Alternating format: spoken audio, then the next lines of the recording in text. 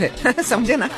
मगर फिर उसे 4 क्लासेस की प्रमोशन मिली, उसके बाद इंजीनियरिंग क्लास में टॉप किया, उसके बाद एवियन एकेडमी में स्कॉलरशिप वाह, की थी। हमारी टीम को कोई ऐसा ही चाहिए था, एकदम सही। तुम्हें उससे प्यार हो जाएगा रेड, मगर उससे ज्यादा प्यार मत करना, वो मेरी बहन है समझे। वरना तुम्हारी हड्डियों का जूस बना दूंगा। फ्रिस्बी। नमस्ते, मैं हूँ चक। ये इंजीनियरिंग डिपार्टमेंट कहाँ पर है? वायर और कॉटन सिल्क जैसे कई धागों को मिलाकर देखो मैंने बनाया है ये सुपर धागा। मैंने कहा सुपर धागा। ओह स्टूपिड धागा। क्या तुम्हें पता है माइक कि इस धागे में ऐसा क्या स्पेशल है? मैं तुम्हें बताती हूँ।